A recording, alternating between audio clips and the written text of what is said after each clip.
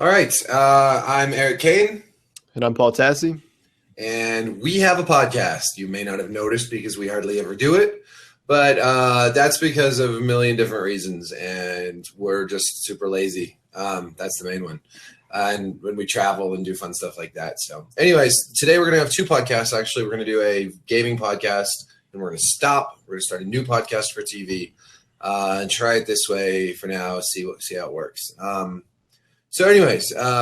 So we'll start with games. I think the biggest sort of news item that just dropped yesterday was Bethesda announcing that they were going to make it easier for everyone's lives by withholding review copies until the day before the game came out, because in Bethesda's own words, we value media reviews, but also fuck you. That's the message I take from this. Direct quote.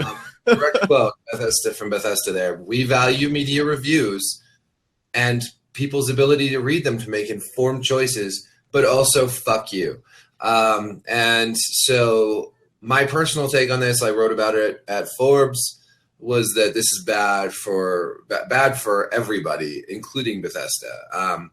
But I don't know, Paul, since I've written about it already, why don't you kind of chime in on that? Yeah, I mean, so reading that announcement, it's kind of one of the most masterful pieces of kind of PR BS I've ever seen, where it weaves this tale about like how this is, it's the best for everyone. And like, this is just we value everyone and our fans and the press, but like ultimately it's a completely calculated play that for some reason they believe that reviews just are not as good for them as they are if they just didn't exist and kind of trickled out whenever.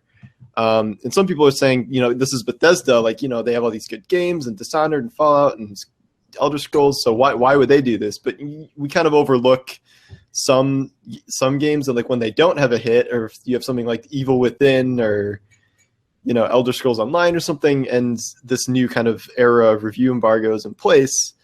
Now, if everything is just given out one day ahead of time, no one's really going to know which end is up.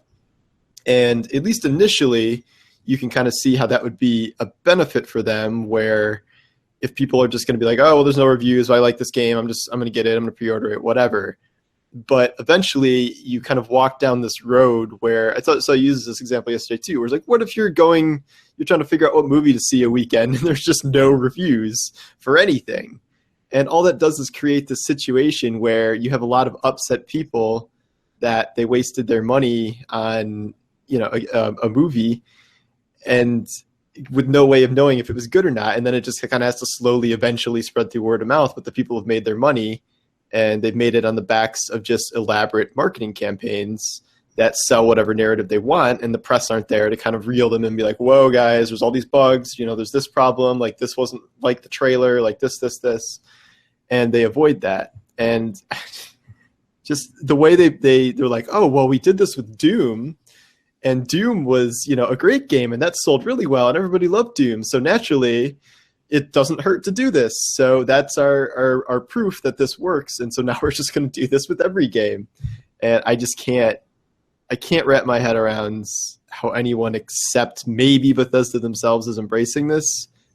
But in the long term, if other publishers start adapting this, and then there's just no launch reviews for anything ever, I think that only serves to really erode consumer trusts, like not in the press, even in the publishers themselves, because no one's going to know what, game-breaking bugs. So ultimately, it will lead to lower day one sales and lower pre-order sales if this kind of thing becomes the new norm, and consumers are like have to become hyper skeptical of all new releases.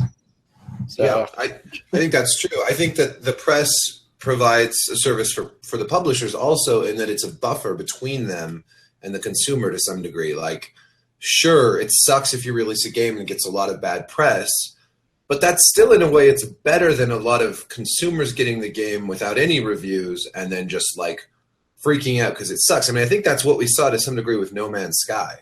There were no reviews before launch, and when people got their hands on it, they didn't have that warning like from the press that, oh, wait a minute, this is, it's pretty, but it's boring. Like, so all these people get it based just on hype, and then there's this huge backlash against Hello Games, to the point where Hello Games, I think, have left the planet to go wander. Ship. they've been going to procedurally generated planets to find solace now for weeks because no one's heard from them.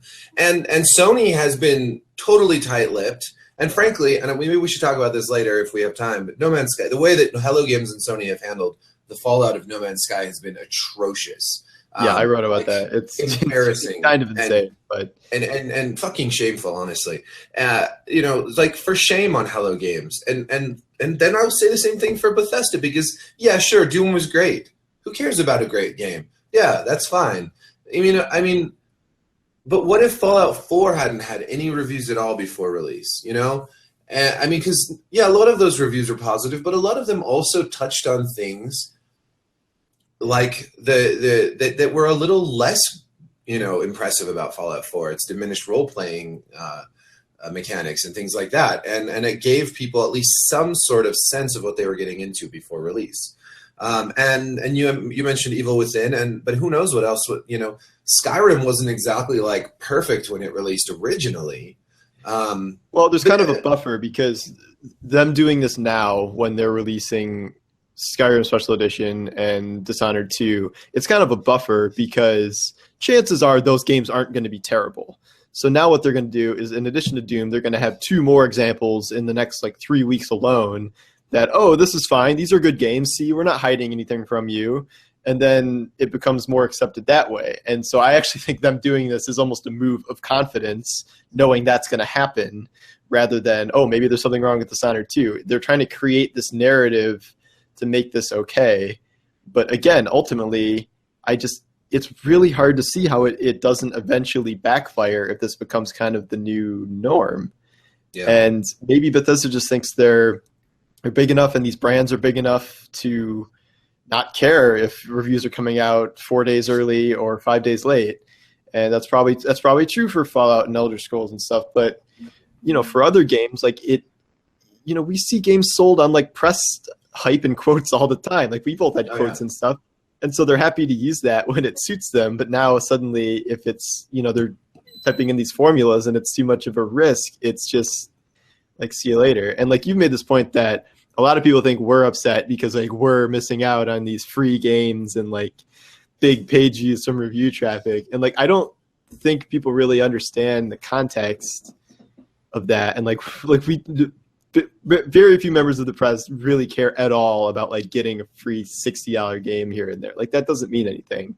And at least for us, I think other sites get more traffic to specific reviews, but review traffic is really an insignificant portion of our overall total traffic. But I'm sad about things I can't write something on day 1 or 2 about oh, here's 10 valuable things I learned while I was playing the game over the past 2 weeks that you wouldn't know otherwise. And that's something that's a service to the game almost, because it's, unless I'm being horribly negative about it, or something that's oh, I want to, discuss the ending or something, but I have to wait now 4 weeks until the thing's done.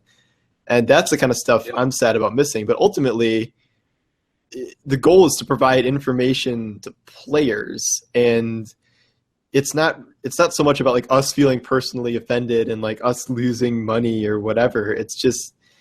It's about restricting information in a very unhealthy kind of indefensible way that we don't really see in other industries. Yeah, it will really affect especially people I think who do walkthroughs and guides, which that's what your 10 things you wish you knew posts are about. But there are other sites and people who rely on that a great deal more. And maybe maybe some of those people have relationships with Bethesda that they'll be able to avoid that with, because it's not exactly a review. I don't know. I mean, in Kotaku, they talked about how, Bethesda has sent out an early copy to a YouTuber already, and probably more than one, which was really why, I think like you said earlier, this is some of the most bullshit PR you've ever read. And that's a big part of it. This whole line about we want everyone to play the game at the same time, and then they're sending it out to YouTubers way in advance. Well, that's obviously a lie. And then second of all, I can really understand, and we've certainly seen this with games that are online only, like MMOs, the new Warcraft expansion. You don't get access to a lot of those until launch day. And that's sort of accepted as like part of the bargain. Like the servers aren't really going to be live, or maybe they need to be populated more. I understand that. And it makes sense for those games not to give out code until the launch day. And it's harder to cover, but that's the way it is. But with Skyrim or Dishonored or, Doom, largely single player games, it just doesn't make sense. And yeah, it restricts information in a really unhealthy way. It's also, I'm not offended that I may have to buy the game or that I get it later or whatever. I don't feel special getting early review copies. It's just what I do for my job. And you're right, our traffic does not rely on reviews at all, basically. But there is this sort of thing, we have a relationship with these companies, and it's one that's built off of both respect and sort of adversarial at the same time. Smart people in PR that work for these game companies, they understand that the press's job, for the press to remain authentic, we have to be critical of the industry that we cover. We can't merely be an enthusiast press. And so even within that, knowing that and having a somewhat adversarial relationship, there's still this idea that, PR sends pitches to us all the time. We work with the industry we cover. There's a relationship there. They're trying to promote their games. They're sending out trailers and press releases and trying to pitch interviews with voice actors and developers and everything else. And we're writing about that. And that coverage helps them sell their game. But part of that contract is that they're also going to provide us with the ability to do our jobs and review that game honestly, because we're not just an arm of the PR. And by doing this, they're breaking that contract with us. They're breaking their good faith contract with us to allow everyone to get something out of this, which is that we cover their games, but we do it honestly so that our readers can have an honest impression of the game from us. That's our job. And if they take that away, they're taking away the most fundamental part of that all that is left is their PR and their marketing. And it leaves a really bad taste in my mouth.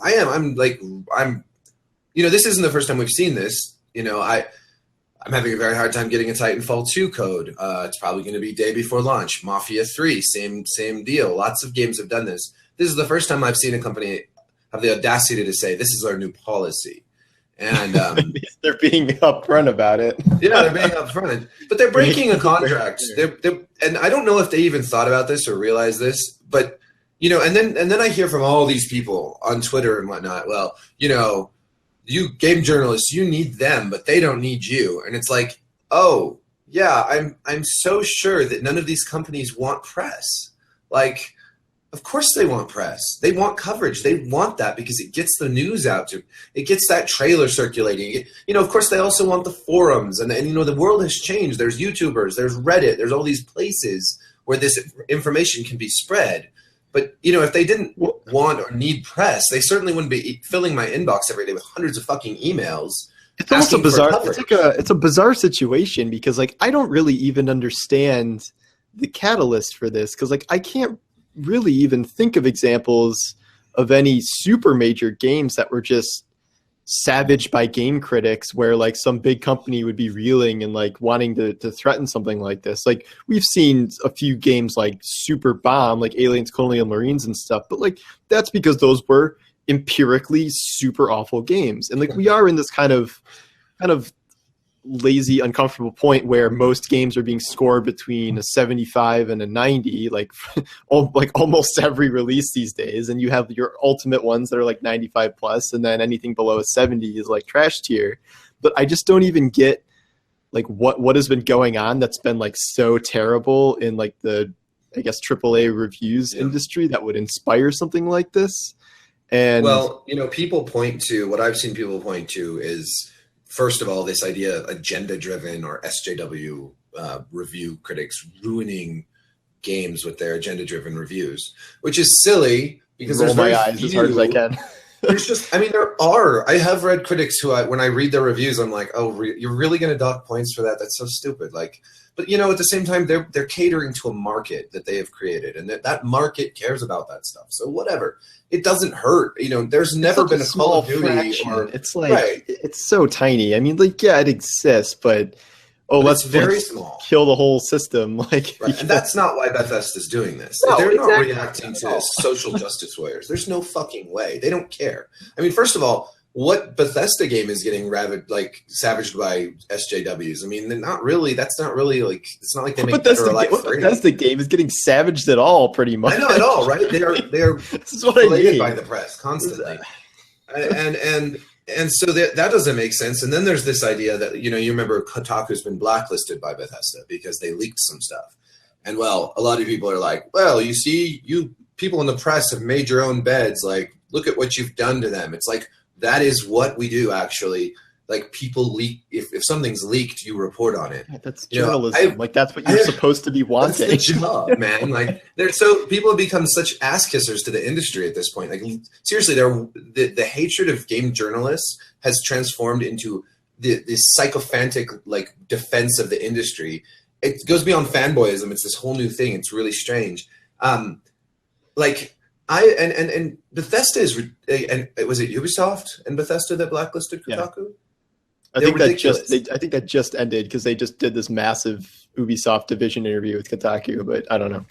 Well, maybe that's good because it's a stupid move on the. And I wrote about this. It's so dumb in the first place, and like people were actually. This is kind of an interesting point where a lot of people were saying, "Well, we'll look at Kotaku," and Kotaku, I think, is pretty much their philosophy now is.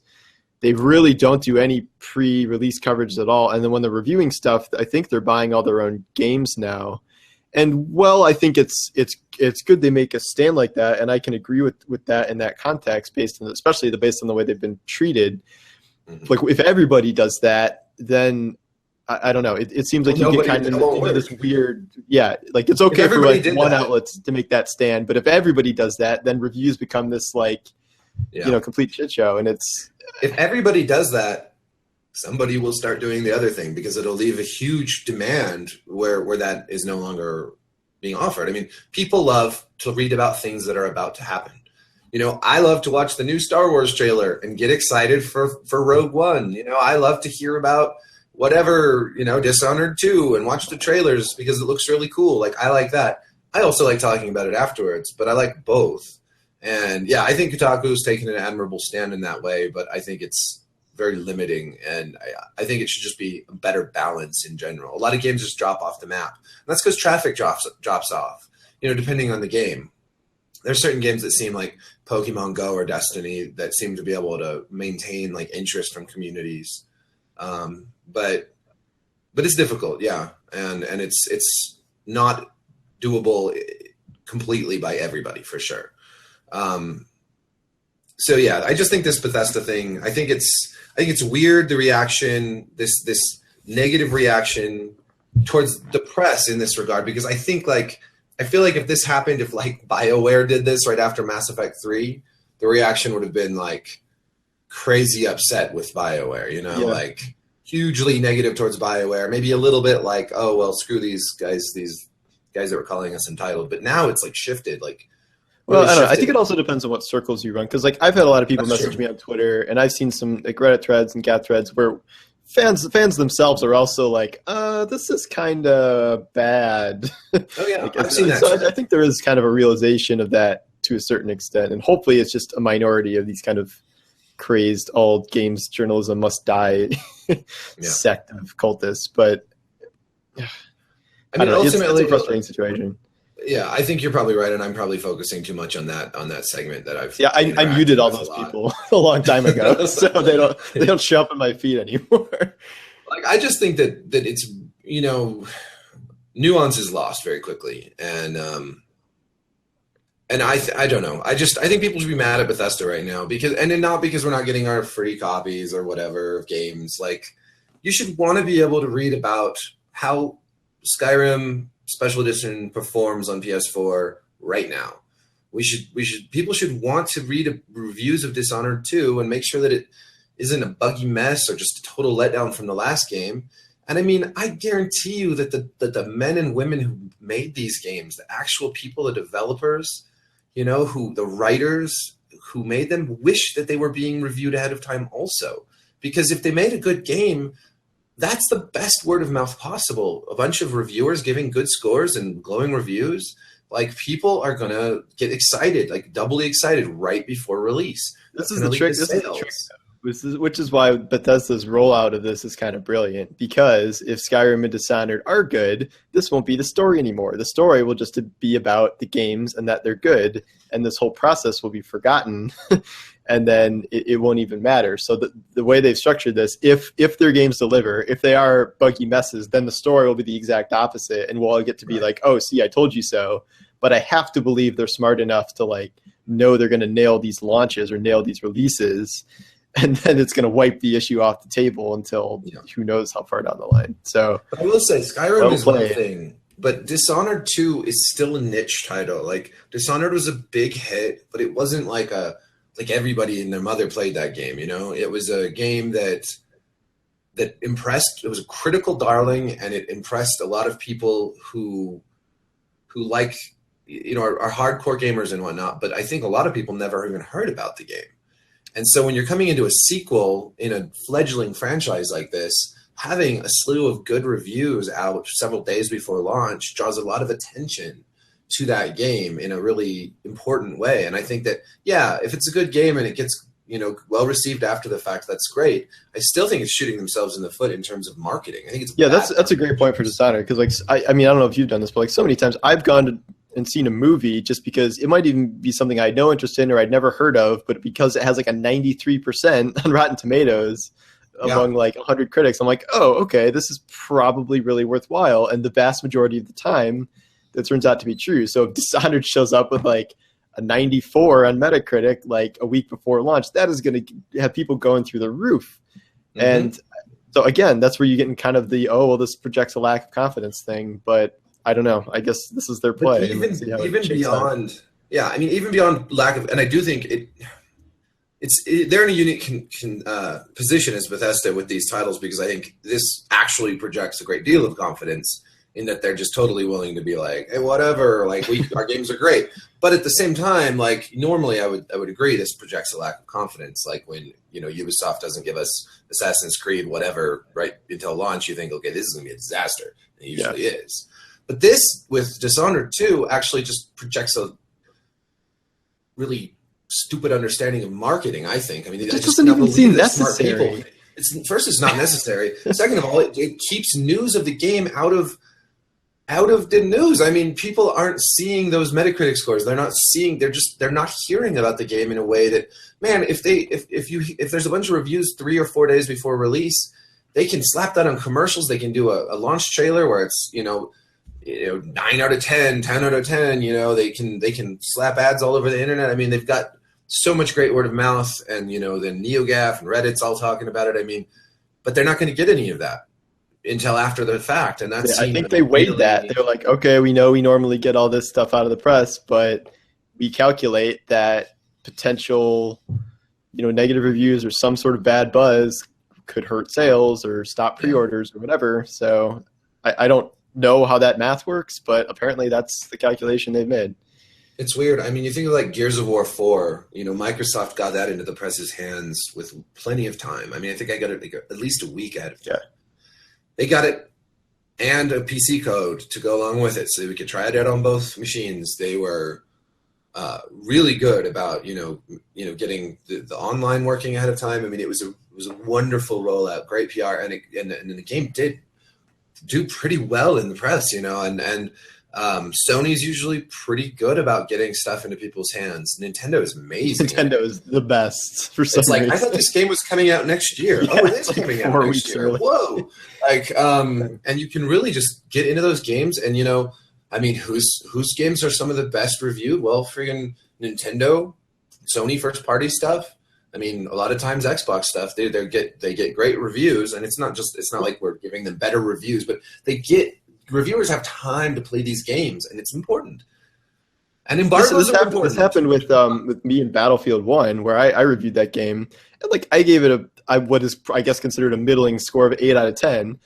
And I still had EA emailing me asking me to use quotes from the review that were positive. So even something that was technically on the lower end of Battlefield scores, they still were finding value in it. I don't get it, man. I don't know. I guess we could go in circles on this all day. Well, we obviously agree, so there's no Yeah. debate.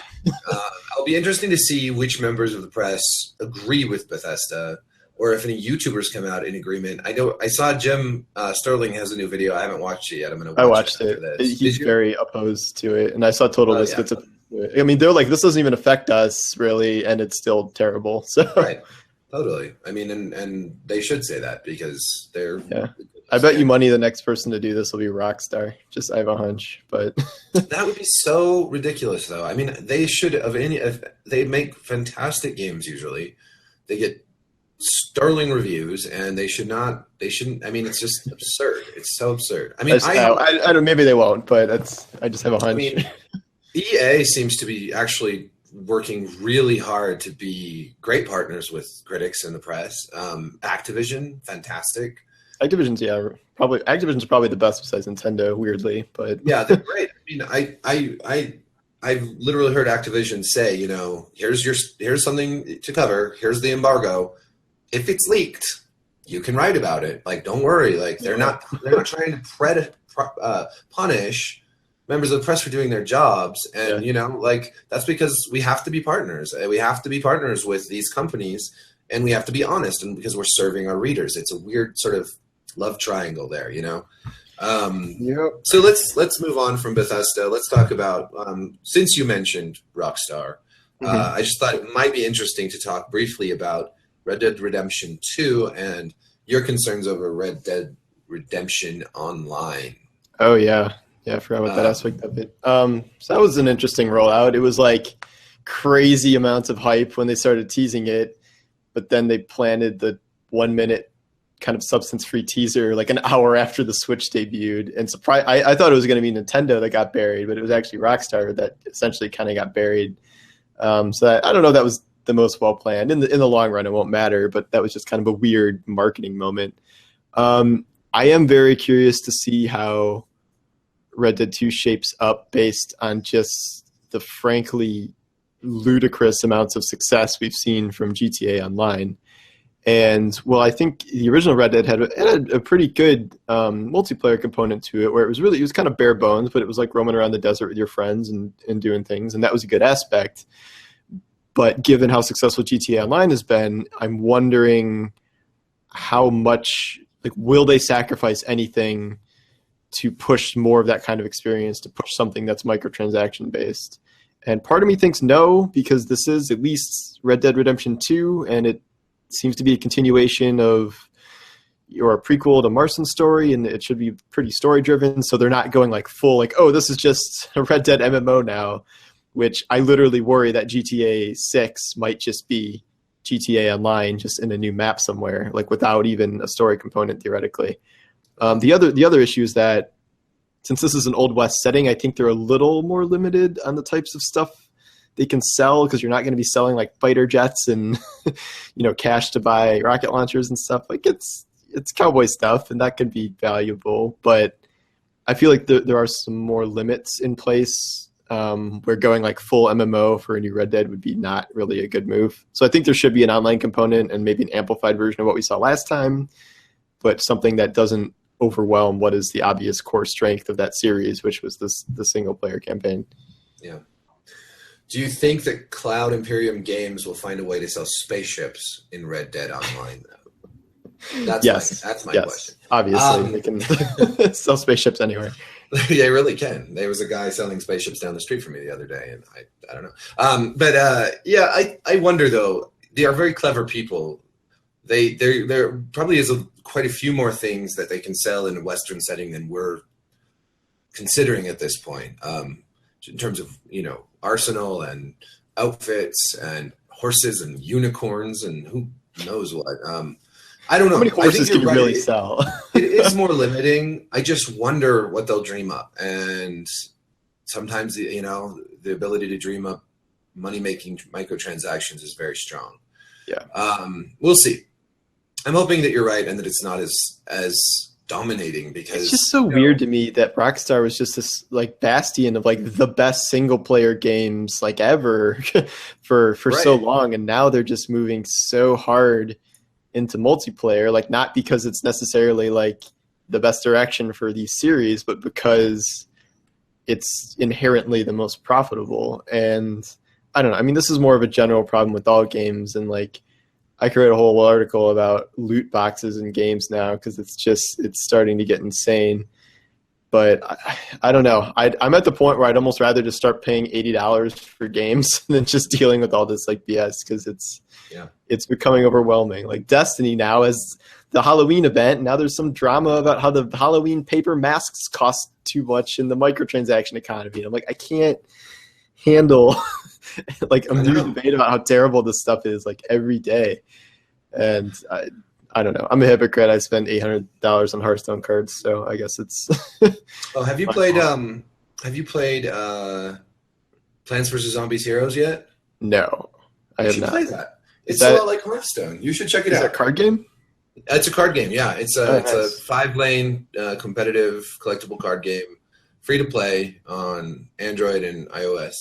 I reviewed it, and I really thought it was an excellent Hearthstone clone. Sort of took the genre in a different direction. Also, so you should check that out. I think you'll like it. I mean, because you really liked Hearthstone, so. I also really like the original Plants vs Zombies. So. All right. Yeah, it's actually I like this more than Plants vs Zombies. I think I just enjoy the sort of the nature of the card game more than the nature of the sort of tower defense or whatever. Yeah, cool. So yeah, check that out. It's great, and it's got all the great humor and music and everything else that the franchise does so well. But just adds that whole card element and a lot of strategy, and it starts out pretty easy, but then it gets a little challenging. And I haven't played it for a few days, so I haven't gotten too far, but in a while. But it's good. Yeah, I agree with it. I mean, it's got microtransactions, but they're not terrible, and of course you expect them in that setting, and I think that's the difference. Like I expect microtransactions in a mobile card game. It gets a little wearisome in a $60 shooter or something, or GTA Online, and God, I don't think that GTA 6 will be an MMO because I think that the egos of the people behind that series are too big. And I think that, they relish writing those stories. And so unless there's some real pressure to just make an MMO, I bet they stick with us. Well, they didn't relish writing the stories enough to make any story DLC for GTA 5 in favor of GTA Online stuff. And that, I'm going to do another shame on Rockstar for that. That shame on Bethesda, shame on somebody else earlier, and shame on freaking Rockstar for not giving us the strongest thing, and they could have done both, and they should have done both. Yeah, they could have done both. That was such a no-brainer. That's so much money left on the table because, I've never spent a dime in GTA Online, but I would have bought all the DLC. So that made no sense, and still makes no sense to me. Millions of units. Yeah, they have to be able to do both. I never understood that. Well, and it sucks because it really is another broken promise. I mean, I don't remember specifically, but I'm pretty sure they said there was going to be DLC. They did. And they now with no, without offering that up, that's a broken problem. I mean, some people buy a game like that with the intention of, with the knowledge that there's going to be DLC, and they spend their money based on that, and then it's never produced, and they're getting the shaft. And also we're missing out on some of these great characters. I mean, I would have loved to play more Trevor stories, and I can replay the game and everything, and that's fun, but they really could have done some great DLC, and it sucks. Well, fortunately, we're getting all the Trevor we need on both The Walking Dead and Westworld every Sunday. I know, right? What a gig, man! That guy's got it made. Yeah, well, he deserves it. He does a great job. That's great. He should have been Negan, dude. We'll talk. Okay, let's move on to TV. No. We can't go into that. We're going to get into TV. We're going to talk about the Nintendo Switch. Yeah. And then we're going to move on to our TV segment, which will be a separate video. So the Nintendo Switch. I wrote a piece recently saying that the one, you and Dave both wrote kind of here are a bunch of concerns, and I wrote, there's one concern for me, and it's only one. Nintendo themselves is my biggest concern. Freaking Nintendo, man. They make great games and I really do like what Nintendo does, but this whole here's the announcement. These games in the announcement may or may not be available on the Switch, and we're not going to tell you if it's a touchscreen, and the we're most not going to tell Nintendo you the rollout specs. ever. It was amazing. And I'm like, you're doing this again, Nintendo? Again? Like, why are you not promoting a system that comes out in 5 months? I know, If it you should delayed be. it until next fall, how are you just going to roll it out with a 3-minute video and then possibly not say another word about it until For months. 2017 when it's like 3 months to launch? And like, I was shocked it was still coming out in March. That's the part where, If it does. yeah, allegedly. But again, like, how do you not start confirming launch games or like discuss basic functions of the system? Like, when we're this close to launch, I'm really trying to figure out reasons for that. Like, what is a reason you would not comment on why something has a touchscreen? Like, it's such a simple question. I can't, like, unless you thought people would confuse it with a tablet and you didn't want to. I really can't even That's process. not a good reason, though. I mean, if the people who would do that are going to do that anyways, one way or the other. Or why would Bethesda not be in a position to be able to confirm Skyrim Special Edition? Yet put the game even as a launch game, but like as something that's coming out. Like, how is that not confirmable when you agree to have the game appear in the trailer? And like that says everything you need to know, in my opinion, about how these third-party relationships are going to potentially work. Because yeah, it's very scary. It's the Twitch is genuinely a cool looking system, I think, and I like the idea. The Switch, sorry. Oh, there's another problem. Nintendo Twitch, amazing. Switch on Twitch. Yes, the Switch, the Nintendo Switch, is an exciting looking system. I mean, for me, it's like, that's cool. Like, maybe I'm traveling for fun or for work, and I've got a game to play or review, and I can just take it with me. It's super easy, and then I can, if I pack the dock, also when I get where I'm going, I can do that. I can set it up to the TV there, and it's a neat concept. I don't know how long a legs that concept has. Yeah, it's a neat concept enough to base an entire system around. And it relies again on like having a bunch of friends who have it also, to do those little parties where you all sit together and those parties that are almost certainly not going to. Well, they'll happen with some people, but like those, I loved in the reveal. It's like all these like 30-somethings up on a roof, and they're all like yuppies, and they're all sitting there they're playing their game. And it's like, yeah, those people don't do that. They're not. There are no kids in that trailer. That was kind of interesting. It was interesting, wasn't it? Yeah. Did you? I guess they take kids for granted, but yeah. Well, or they're trying to change their image like that. We're not the system for kids or families. Like, we're for everyone, including you cool people. Like. Yeah, it's like an Apple commercial or something. Yeah, it was a little bit like an Apple commercial. Yeah.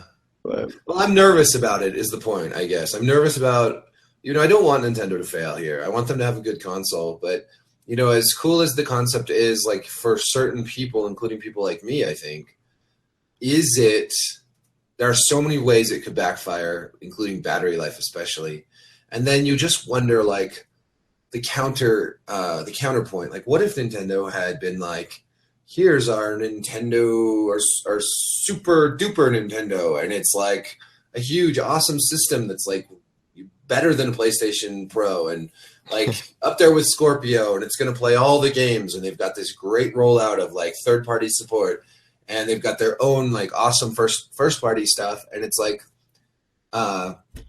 what if they'd done that, without I do not think they can physically make that. Like, even if they wanted to, I just don't think they have it in them to A, abandon any sort of gimmick, because that's just how they have to operate now. And B, I don't even know if they could get to that kind of power level with their development team and resources they have. And it's just, I don't know. So this is interesting because it kind of says a lot about Nintendo, where this was actually in a lot of ways a pretty strong reveal. Like, I think a lot of people had some really positive first impressions of it. Yeah, I like the name. I like the look of it. It's very clear about what it does. It's not confusing as to how like the Wii or Wii U, but because like this is where the kind of loss of faith in Nintendo comes in, where people have been repeatedly kind of burned by Nintendo in different ways over the past decade now, where even when something debuts and it's relatively positive, like we kind of have to start being skeptical of it. And because it's like a natural inclination now, which I mean sucks, but it's deserved at this point because of how much stuff has gone down with Nintendo over the past 2 consoles, and Yeah. to earn back that trust, like they're going to have to, and this is why it's worrisome they're not answering all these questions, or like, and this rollout seems kind of weird and mistimed, because we want them to show they've kind of learned from their mistakes. But if they're just not going to keep answering things, it's like, well, okay, we're just back to where we always are. So yeah, it's and it's not like their earnings are showing some sort of big turnaround or anything after Pokemon Go. No, theirs was like that. Great It's Disney. today. It's Disney. Yeah. And it's yeah. I mean, did you see the hardware chart? The hardware chart is just this like arc, or it's like the Wii, and then it's like, and it's like this crazy low slope. And it's, for those listening, I just made a chart gesture with my hand. So. But yeah, it's kind of a scary picture to see, because you're not used to Nintendo kind of flailing that hard in the hardware department, but that's the reality. Well, I mean, as you mentioned earlier, that Nintendo seems to have a gimmick, but that was not always the case. The NES, the Super Nintendo, the Nintendo 64, the GameCube, these were all pretty basic consoles. They just improved their graphics each time, I mean, they had different peripherals and stuff, but I mean, basically Nintendo for a long time was a console maker and a game maker that just put out good machines with good games.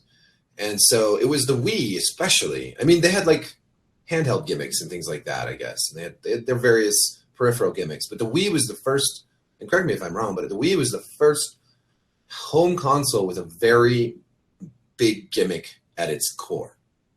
Right? Yeah, no, it was. But the problem is that all the wrong lessons were learned from that. Right, exactly. Them and everybody else. That was a huge hit, but it was a one-hit wonder.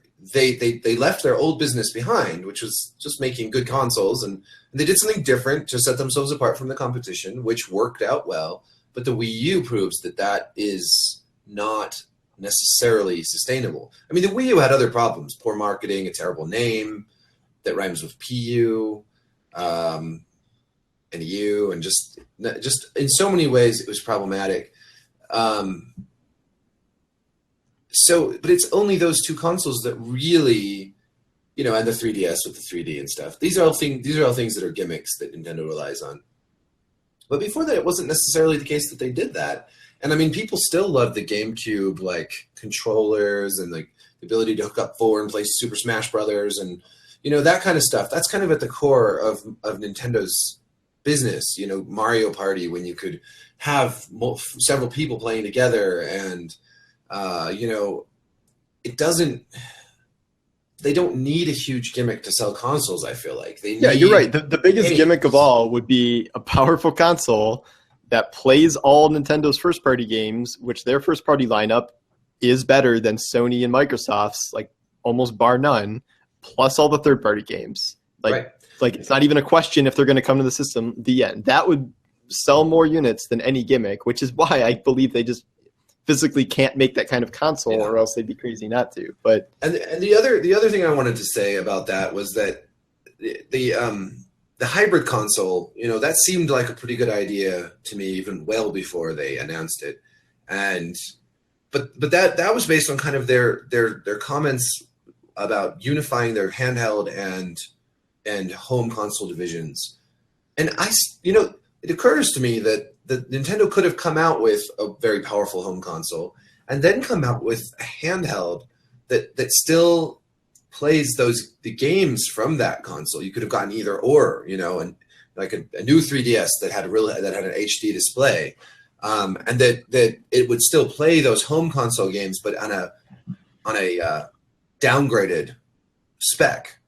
The games developed for the new Nintendo console could also, like the Vita, like Vita crossplay, kind of something like that, rather than a console that has to be less powerful in order to be a handheld. Also, yeah, that's the thing. Is like, so you have the potential to be kind of getting the worst of both worlds, because if you have a dedicated console player, they'd rather have a powerful system and they might not use the mobility that much. But if you have a dedicated handheld player, even if they're getting to play console games on the go, if that thing has 3 hours of battery life, it's going to be a lot worse than what they're normally used to, whether it's a phone or a 3DS or whatever. So by combining those, you get some strengths, but you also get some weaknesses depending on the audience you're selling to.